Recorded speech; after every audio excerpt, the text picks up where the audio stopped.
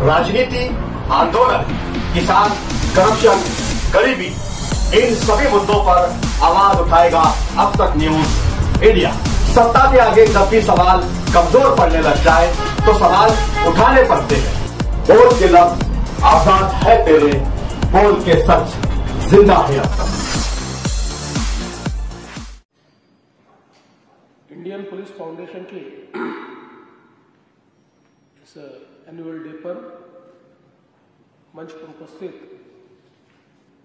जिन्होंने अभी अभी हमारा मार्गदर्शन किया और जो both the sides of table जानते हैं, ऐसे श्री असीम अरुण जी, उत्तर प्रदेश के राज्य मंत्री और former IPS officer, chairman of IPF Shri R S. Mushahary ji, Maharashtra की डीजीपी श्रीमती रश्मि शुक्ला जी, आईपीएफ के president and CEO Shri OP Singh ji, IPF के सीओओ श्री डीसी जैन जी, मुंबई के पुलिस आयुक्त श्री देवेन भारती जी, इस सभागार में उपस्थित बहुत ही वरिष्ठ अनुभवी ऐसे हमारे कई फॉर्मर ऑफिसर्स और बड़े पैमाने पर उपस्थित हमारे सभी पुलिस के आला अधिकारी, बहनों भाइयों, मैं सबसे पहले आईपीएफ को बधाई देना चाहूंगा कि आपने इस साल एनुअल डे ये महाराष्ट्र में मुंबई में मनाने का फैसला किया और मैं महाराष्ट्र की सरकार की ओर से आईपीएफ और उसके सारे मेंबर्स का हृदय से स्वागत करता हूं, अभिनंदन करता हूं।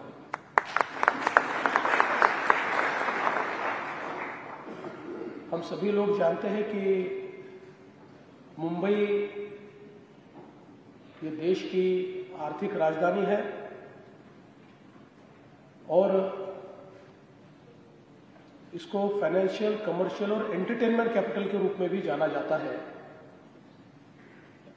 और हमारे असीम अरुण जी ये मुंबई पुलिस के बारे में बोलते हुए कह रहे थे कि फिल्मों से हमको पता चलता है। जैसे मैं आपको बता दूं, कई सालों तक फिल्मों ने हमारी मुंबई पुलिस पर इतना अन्याय किया। हमारी मुंबई पुलिस मौका वारदात पर हमेशा टाइम पर पहुंचती है, लेकिन हिंदी फिल्मों की पुलिस ये हमेशा घटना घटने के बाद ही पहुंची है। तो मैं ऐसा मानता हूं कि वो कोई सही डिपिक्शन नहीं रहा है, लेकिन मुझे इस बात का गर्व है कि चाहे वो महाराष्ट्र की पुलिस हो, चाहे मुंबई की पुलिस हो, इसने अपने हाई स्टैंडर्ड्स को हमेशा मेंटेन किया है और देश में एक ऐसे पुलिस फोर्स के रूप में काम किया है कि जिसकी ओर एक बहुत ही अच्छे नजरिए से देखा जाता है। और मैं ऐसा मानता हूं कि इसमें हम और सुधार भी करना चाहते हैं और उस दृष्टि से इस प्रकार की जो संगोष्ठियां होती है वो बहुत महत्वपूर्ण है।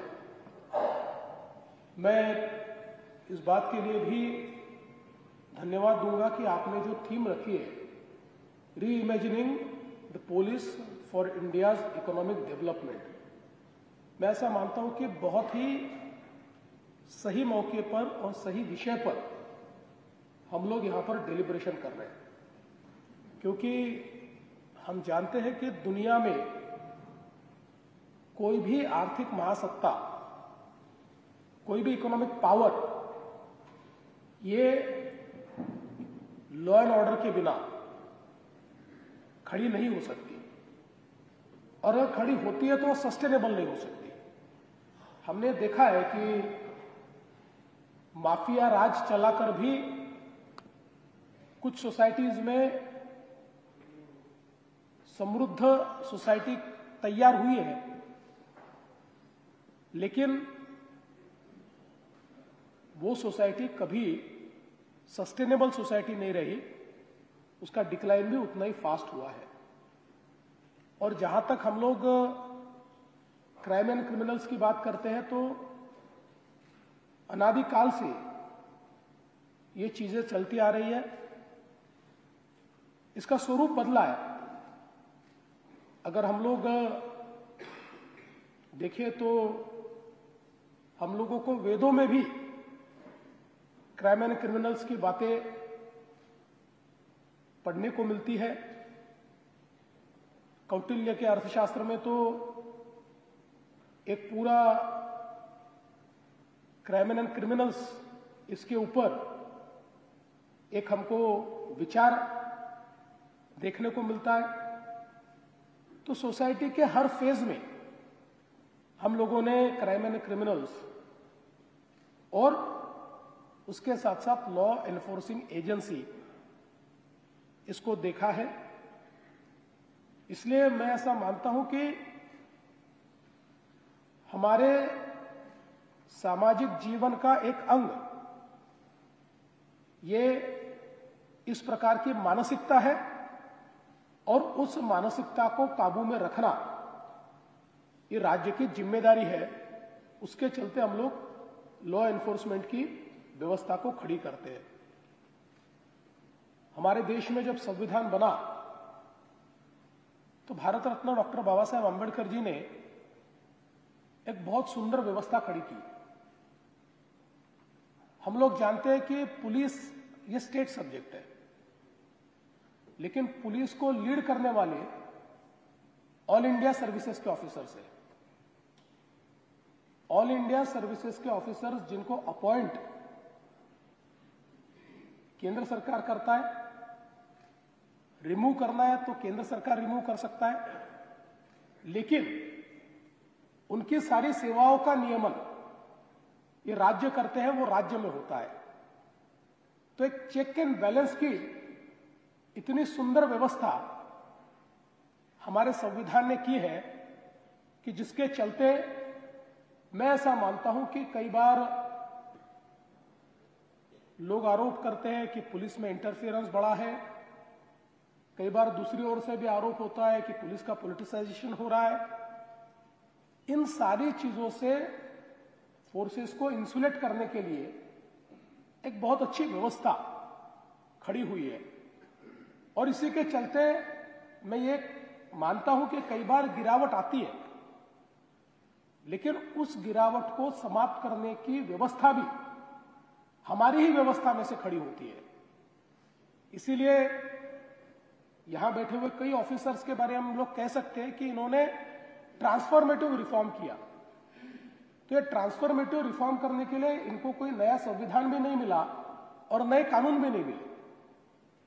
जो अवेलेबल व्यवस्था थी उस व्यवस्था को समझकर उसी व्यवस्था के आधार पर उन्होंने ट्रांसफॉर्मेटिव रिफॉर्म करके दिखाया। इसलिए मैं ऐसा मानता हूं कि हमारे पास व्यवस्था है, व्यवस्था नहीं है ऐसा नहीं है। उस व्यवस्था को हम लोग किस प्रकार से इस्तेमाल करते हैं। जैसे कई बार टेक्नोलॉजी की बात होती है और हमेशा टेक्नोलॉजी के साथ में एक सवाल भी हमारे देश में खड़ा होता है। जब कंप्यूटर आए तब भी सवाल खड़ा हुआ कि अब कंप्यूटर आ गए तो लोगों को रोजगार मिलेगा कि नहीं मिलेगा। अब रोजगार तो समाप्त हो जाएगा। उसके बाद हमने देखा .com का बूम आया, बड़े पैमाने पर सिलिकॉन वैली ने प्रोग्रेस किया, भारतीयों ने उसमें भी एक अपना बड़ा स्वरूप दिखाया। आज हम उसी कगार पर खड़े हैं और आज आर्टिफिशियल इंटेलिजेंस की बात होती है और लोग कहते हैं कि अब आर्टिफिशियल इंटेलिजेंस से इतना डिसरप्टिव इस प्रकार का कार्य चल रहा है तो इससे क्या होगा, कौन सी चीजें ऑब्सोलीट होगी। लेकिन मैं हमेशा ये मानता हूं कि कोई भी टेक्नोलॉजी एक घोड़े की तरह है। एक घुड़सवार जब घोड़े के ऊपर ठीक से बैठकर उस घोड़े को सही दिशा में ले जाता है तो घोड़ा नहीं तय करता, घुड़सवार तय करता है। घोड़ा सिर्फ गति देता है, मंजिल तय करने का काम घुड़सवार करता है। और टेक्नोलॉजी भी ऐसी है, टेक्नोलॉजी को इस्तेमाल करने वाले किस दिशा में ले जाएंगे, विदाउट फियर, न डरते हुए, निडरता के साथ अगर तंत्रज्ञान को हम लोग सही ढंग से इस्तेमाल में लाए तो मुझे लगता है कि हम लोग पुलिसिंग को नेक्स्ट स्टेज में ले जा सकते हैं। आज देखिए, हम सभी जानते हैं कि दुनिया बहुत तेजी से बदल रही है और 20 साल पहले जब यह कहा जाता था कि स्ट्रीट क्राइम कम होंगे, व्हाइट कॉलर क्राइम बढ़ेंगे, तो जुमला लगता था। लेकिन अब उस दिशा में हम लोग जा रहे हैं और आज स्ट्रीट क्राइम करने वाले हमारे लिए बड़ा चैलेंज नहीं है। व्हाइट कॉलर क्राइम करने वाले, साइबर क्राइम करने वाले, ये हमारे लिए एक बड़ा चैलेंज है। तो ये जो परिवर्तन है, इस परिवर्तन के लिए तैयार पुलिस फोर्स, ये मैं मानता हूं कि अपने आप में बहुत जरूरी है। हम लोगों ने 2023 में हमारे पुलिस फोर्स का एक नया ऑर्गेनाइजेशनल स्ट्रक्चर बनाया, लेकिन ये जब स्ट्रक्चर हम लोगों ने बताया तो हमारे ध्यान में आया कि इससे पहले का ऑर्गेनाइजेशनल स्ट्रक्चर कब बना था, तो वो बना था 1970 में। तो 53 इयर्स के बाद हम लोगों ने एक नया स्ट्रक्चर बनाया। इन 53 इयर्स में पुलिस के कितने ऐसे काम होंगे जो ऑब्सोलीट हो गए, ऐसे कितने काम होंगे कि जो पहले महत्वपूर्ण नहीं थे अब महत्वपूर्ण हो गए, वो अहम हो गए। तो मुझे ऐसा लगता है कि ये जो एजिलिटी है, ये पुलिस फोर्स को हम लगातार कैसे देते रहे, और उस दृष्टि से हमारे पुलिस फोर्स का ऑर्गेनाइजेशनल स्ट्रक्चर हम समय समय पर पूरा बदलने की आवश्यकता नहीं है, लेकिन उसको हम कैसे अमेंड कर पाए, इसका भी विचार करने की मैं ऐसा मानता हूं कि बहुत आवश्यकता है। और आज हम लोग देखते हैं, महाराष्ट्र में हम लोगों ने एक नया साइबर सिक्योरिटी लैब तैयार किया और सबसे महत्व की बात यह है कि जो नवाचार हम लोग करते हैं, उस नवाचार के लिए केवल कंसल्टेंट्स की आवश्यकता नहीं है। आज हमारे फोर्स में ही इतने अच्छे ऑफिसर्स हैं कि ऑफिसर्स स्वयं इनिशिएटिव लेकर नई टेक्नोलॉजी को हमारे पुलिस फोर्स के उपयोग में ला सकते हैं। आज जो साइबर सिक्योरिटी लैब हमने तैयार किया, मुझे बताते हुए खुशी होती है कि देश का सर्वाधिक प्रगतिशील इस प्रकार का तो साइबर सिक्योरिटी सेंटर हमारा तैयार हुआ ही, लेकिन आज मुझे खुशी है कि कम से कम 4 देश हमारे पास आए और उनमें से एक देश ने तो करीब करीब हमको ऑफर लेटर ही दे दिया कि इसी प्रकार का साइबर सिक्योरिटी सेंटर आप हमारे देश में आकर तैयार कीजिए। तो मुझे लगता है कि ये करने की एक ताकत आज हमारे लोगों में आई है। हम लोगों ने we were the first to use artificial intelligence tools in policing. हमने मार्वल ये संस्था तैयार की और उस संस्था के माध्यम से आर्टिफिशियल इंटेलिजेंस के टूल्स हमने यूज करना शुरू किए और आज उसके कारण इतना डिसरप्टिव हम लोग काम कर पा रहे हैं कि जिसके चलते मुझे ऐसा लगता है कि कई पेचीदा केसेस इसको हम लोग बहुत जल्दी और बहुत इनोवेटिव तरीके से सॉल्व कर पाए। तो ये सारी चीजें मैं ऐसा मानता हूं कि जो नई व्यवस्थाएं हैं, इन नई व्यवस्थाओं को हमारी पुलिसिंग के साथ इंटीग्रेट करना ये भी बहुत महत्वपूर्ण है, क्योंकि कई बार ये होता है कि नई चीजों का एक रेजिस्टेंस होता है। लेकिन मैं ऐसा मानता हूं कि जब हम लोग एक बर्नर फोन से स्मार्टफोन पर आए, मेरे जैसे व्यक्ति को भी लगता था कि ये स्मार्टफोन यूज करना थोड़ा कठिन है। मुझे वो बटन वाला बड़ा अच्छा लगता था और उसको ही मैं कुछ दिनों तक यूज करता था, लेकिन जिस दिन मैंने स्मार्टफोन यूज करना चालू किया तो पलट कर नहीं देखा, उसके बाद वही यूज करता हूं। उसमें जो सबसे अच्छा मॉडल है उसका ऑब्सेशन है मुझे कि सबसे अच्छा मॉडल मैं यूज कर पाऊं। तो मैं ऐसा मानता हूं कि ये जो एक बदलने की मानसिकता कि नए को स्वीकारेंगे, और नए को स्वीकारेंगे इसका मतलब ये नहीं कि पुराना छोड़ देना है, क्योंकि पुराना जो होता है उसके कुछ शाश्वत मूल्य होते हैं, और वो शाश्वत मूल्य सदियों तक वही होते हैं, वो समाप्त नहीं होते। उन शाश्वत मूल्यों के साथ जब हम नवाचार स्वीकारते हैं तो एक इफेक्टिव इस प्रकार का प्रोग्रेशन हम करते हैं, उससे रीइमेजिनिंग होता है। आज देश में इतने वर्षों के बाद हमने तीनों कानून हमारे बदले, आईपीसी बदला, सीआरपीसी बदला, इंडियन एविडेंस एक्ट बदला। इसको बदलने के पीछे कारण क्या था?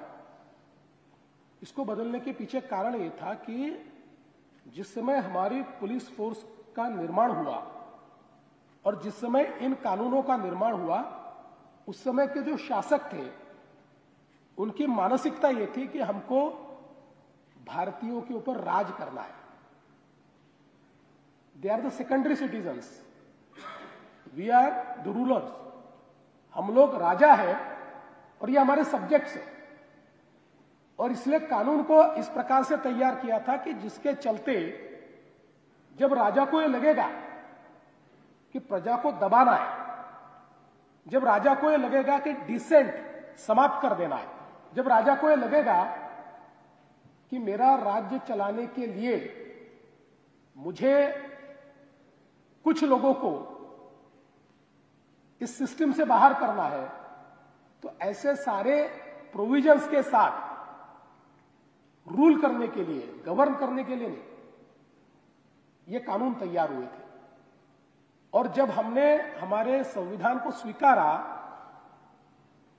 तो हमारे संविधान ने हमको डेमोक्रेसी दी, और इस डेमोक्रेसी में हम पब्लिक सर्वेंट बने। इस डेमोक्रेसी में, इस डेमोक्रेटिक सोसाइटी के एक चिन्ह के रूप में हम लोगों ने इस काम को स्वीकृत किया।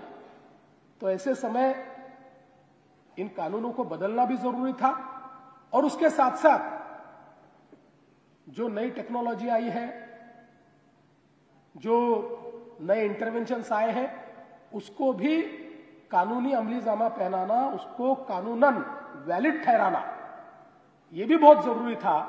और उसके चलते मैं ऐसा मानता हूं कि ये तीनों कानून बदले। और आज मैं हमेशा मजाक में कहता हूं कि भाई कानून बदलने का क्या फायदा है, तो मैंने कहा छोटा सा फायदा ये कहता हूं कि हमारे क्रिमिनल जस्टिस सिस्टम में एक दामिनी करके पिक्चर आई थी जिसमें वो सनी देओल कहते हैं तारीख पे तारीख पे तारीख पे तारीख। मैंने कहा अब इस कानून में कहा है कि डिफेंस 2 से ज्यादा तारीख ले नहीं सकता, तो सनी देओल का डायलॉग ऑब्सोलीट हो गया। और सालों तक, और देखिए जिसको हम ड्रेडेड क्रिमिनल कहते हैं वो क्यों बनता है? वो इसीलिए बनता है कि उसको पता है कि मैंने एक मर्डर किया, 6 महीने, 1 साल, 1.5 साल में अंदर रहा, उसके बाद मैंने बेल ली, उसके बाद मेरी केस चलने वाले 25 साल, उस बीच में कितने और मर्डर कर सकता हूं। ये अगर मानसिकता रही तो कानून का डर समाप्त हो जाता है। लेकिन जिस समय पता है कि नहीं, एक निश्चित कालावधि में ये सारी चीजें चलने वाली है। आज हम लोग इंडियन एविडेंस एक्ट में हम लोगों ने जो बदलाव किए, क्योंकि हम लोगों ने देखा कि नॉर्मली इतने सालों में क्रिमिनल जस्टिस सिस्टम में ये डिले के कारण जो हमारा ह्यूमन एविडेंस है वो कभी हॉस्टाइल हो जाता है, कभी कमजोर हो जाता है। लेकिन टेक्निकल, फॉरेंसिक, ये जो एविडेंस है ये हॉस्टाइल भी नहीं होता और ये कमजोर भी नहीं होता। तो इसलिए एक ये जो बदलाव, एक ऐसी सोसाइटी की ओर हम जा रहे हैं जिस सोसाइटी में लोगों के मन में एक डिटरेंट हो कि नहीं, अगर क्राइम किया है तो कहीं ना कहीं मुझे ये भुगतना पड़ेगा। ये बहुत महत्वपूर्ण है। और विशेष रूप से लोगों को गुस्सा कब आता है? जब स्पेशली फाइनेंशियल क्राइम करने वाले लोग, उनकी लाइफस्टाइल में कोई बदलाव नहीं है, लेकिन उनके फाइनेंशियल क्राइम से जिसके पैसे चले गए वो भीख मांग रहा है। इस प्रकार की जब अवस्था होती है तो लोगों के मन में गुस्सा आता है। इसलिए फाइनेंशियल क्राइम्स और उस कैटेगरी में आने वाले जो कानून है, इसमें बहुत तेजी के साथ काम करना, बहुत तेजी के साथ जो पैसा है उसको हम कैसे वापस लें, वो लोगों तक कैसे पहुंचाए, ये सारी चीजें मैं ऐसा मानता हूं कि बहुत महत्वपूर्ण है, जिसको हमको करना पड़ेगा। और आज एक और बहुत बड़ी चीज जो हम सबके लिए चुनौती के रूप में खड़ी है, वो है ड्रग्स, नारकोटिक्स। मैं ऐसा मानता हूं कि इस देश के सामने और देश की पुलिस के सामने आज सबसे बड़ी चुनौती के रूप में ये नारकोटिक्स है, क्योंकि हमारा देश आज अपनी सीमाओं पर भी मजबूत है। हमारे एयर डिफेंस सिस्टम ने अपना लोहा मनवा दिया है, सिंदूर के समय दिखा दिया है कि हम लोग कितने ताकतवर हैं। तो हमारे ऊपर सीधा हमला नहीं हो सकता, ये बड़ा कठिन है। लेकिन ये छद्म हल्ला जिसको हम कहते हैं, इस प्रकार का हमला हमारी पूरी व्यवस्था में हमारी युवा पीढ़ी को खोखला करना, और जिस देश की युवा पीढ़ी ये इस प्रकार से नारकोटिक्स के अधीन हो जाए, उस देश को समाप्त करने के लिए किसी अस्त्र शस्त्र की आवश्यकता ही नहीं है। और मुझे लगता है कि इस मामले में जीरो टॉलरेंस ये बहुत महत्वपूर्ण है। महाराष्ट्र में हमने निर्णय किया कि अगर कोई व्यक्ति हमारे फोर्सेस में डायरेक्टली या इनडायरेक्टली भी किसी इस प्रकार के व्यवहार में पाया जाता है तो हम उसको सस्पेंड नहीं करेंगे, हम उसको डिसमिस करेंगे, हम उसको फोर्सेस में नहीं रहने देंगे। क्योंकि there are some things which are uncompromisable, जहां हम कॉम्प्रोमाइज नहीं कर सकते। और मुझे लगता है कि आज जब हम एक नई सोसाइटी को रीइमेजिन कर रहे हैं, जिसमें पुलिस की भूमिका को रीइमेजिन कर रहे हैं, तो मुझे ऐसा लगता है कि how can we be more effective on this front. क्योंकि हम लोग, चूंकि आप सभी आला अफसर हैं, तो आप लोग भी ये जानते हैं कि इतनी नई नई चीजें, नए नए मार्केट प्लेसेस, अब इंस्टाग्राम या मार्केट प्लेस है जहां पर ड्रग्स की बिक्री हो रही है, तो नए नए मार्केट प्लेसेस भी तैयार हो रहे हैं। इसलिए इससे लड़ने का तरीका नया ढूंढना होगा, और इस नए तरीके से हम लोग किस प्रकार से इस मेनिस को समाप्त कर पाए, इसका विचार हमको करना पड़ेगा। मुझे ऐसा लगता है कि अर्थव्यवस्था जैसे बदलती है, आज हम लोग देखते हैं कि एक समय में कृषि आधारित अर्थव्यवस्था हमारी थी, आज भी हमारी अर्थव्यवस्था में कृषि का स्थान बहुत अहम है। कृषि पर निर्भर लोगों की संख्या भी ज्यादा है, लेकिन अब हमारी अर्थव्यवस्था ये सर्विस ओरिएंटेड हो गई है। आज अगर हम किसी भी राज्य की या देश की अर्थव्यवस्था को देखें तो 55% से 65% तक अर्थव्यवस्था ये सर्विस इकोनॉमी है। और महाराष्ट्र जैसे राज्य में तो सर्विस इकोनॉमी में भी फाइनेंशियल सर्विसेज एक बहुत अहम भूमिका निभाता है। तो हम लोगों को हमारा रीओरिएंटेशन ये अर्थव्यवस्था की बदलती हुई इस परिभाषा को भी समझकर करना होगा, क्योंकि एग्रेरियन इकोनॉमी में जो चैलेंजेस है उससे बिल्कुल अलग चैलेंजेस ये सर्विस ओरिएंटेड इकोनॉमी में है। आज हम लोग मैन्युफैक्चरिंग में बहुत अच्छा काम कर रहे हैं, लेकिन मैन्युफैक्चरिंग के क्षेत्र में जो चैलेंजेस है उसको डिफाइन करना पड़ेगा। जैसे मंत्री जी ने बताया कि मैन्युफैक्चरिंग के लिए लोग क्यों नहीं आते थे, लॉ एंड ऑर्डर नहीं था इसलिए नहीं आते थे। हम लोगों ने भी ये अनुभव किया कि हमारा जो मैन्युफैक्चरिंग का हब है पूना, उसके आसपास बीच में यह परिस्थिति हो गई थी कि सभी पार्टियों के नेता, कोई एक पार्टी उसमें नहीं थी, सारी पार्टियों के नेता ये ब्लैकमेलर बन गए थे और ये फलाना फैक्ट्री में काम मेरे ही लोगों को मिलेगा, सप्लाई मैं ही करूंगा, मेरे ही रेट में करूंगा, ऐसा होता है तो समाप्त हो जाता है, कोई इंडस्ट्री टिक नहीं सकती। हम लोग आज एक ग्लोबल ऐसे वर्ल्ड में है, there is a global competitiveness, और ग्लोबल कॉम्पिटिटिवनेस में every penny you spend matters. लेकिन हम लोगों ने उस पर बहुत कड़ाई से, और मैंने तो ये भूमिका ली कि मेरे पार्टी का होगा तो पहले जेल में डाल दो, फिर दूसरी पार्टी का विचार करो। तो अगर हम लोग इतनी कड़ाई के साथ इससे नहीं निपटेंगे, और इसके लिए बहुत आवश्यकता है हमारे पुलिस फोर्स में प्रोफेशनलिज्म की। देखिए, कई बार हमारे जो रिटायर्ड डीजीपीज है या पुलिस के आला अफसर है, वो एक अपनी भूमिका रखते हैं, कई बार प्रेस में भी अपने आप को एक्सप्रेस करते हैं, मैं उनके लेख भी पढ़ता हूं, और वो कई बार कहते हैं कि ये सारी चीजें जो बिगड़ रही है, ये बहुत स्टेट का इंटरफेरेंस हो रहा है।